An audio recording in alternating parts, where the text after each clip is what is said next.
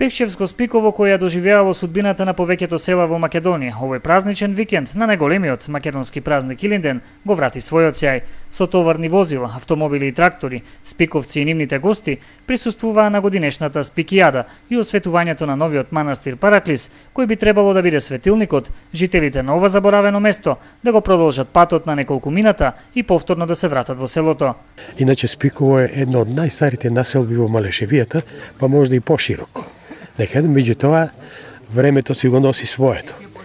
И за време на турско, не знам, после турско напаѓано, палено 2-3 пати и така натаму.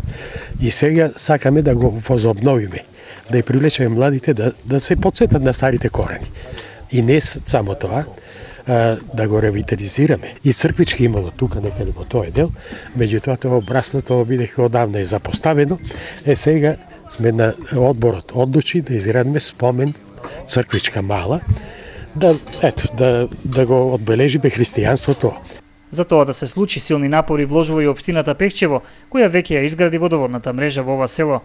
Секој село треба да има своја црква. Еве, се надеваме за една година до година да имаме отворање на оваа црквичка тука во селото.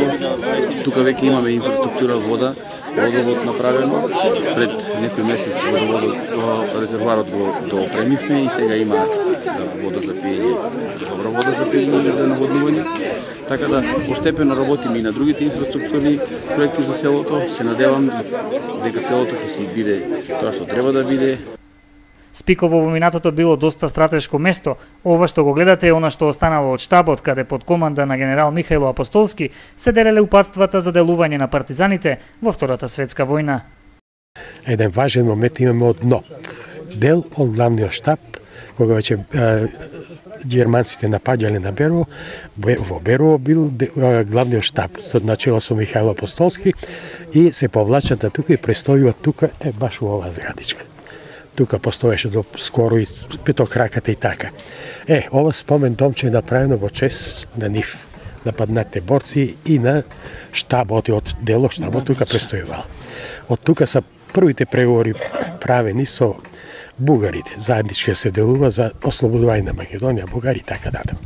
Поволната клима во овој дел од Пекчевско во голема мера придонесува спиковци не само за викенди, туку и неголемиот дел од неделата да ги поминуваат во близина на своите имоти, во чија што близина има најчесто сливови насади, а пределот е идеален и за производство на непознатиот пекчевски мед.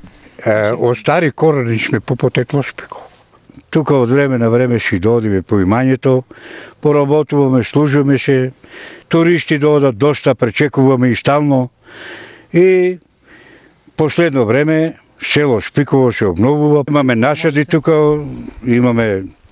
вариме ракија, точиме, со друштво стално. Јас сум Митринов Јованчо од Пекчево. Пчелите ги чуваме на Спиково. Многу гарно место за пчеларство е, чисто, нема пат, нема струја, нема ништо ни вознемирува.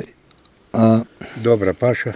Паша има, билки има, повеќе од 100 разни билки.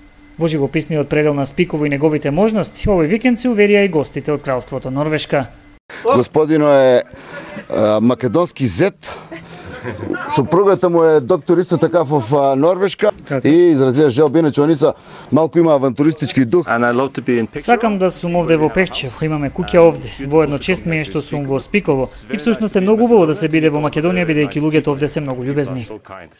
Инаку за сите учесници и гостите во годинешната спикијада беше приредена и линденската трпеза со познатите малешевски специјалитети. Спикијадата пак продолжи со општонародна веселба до доцна во денот.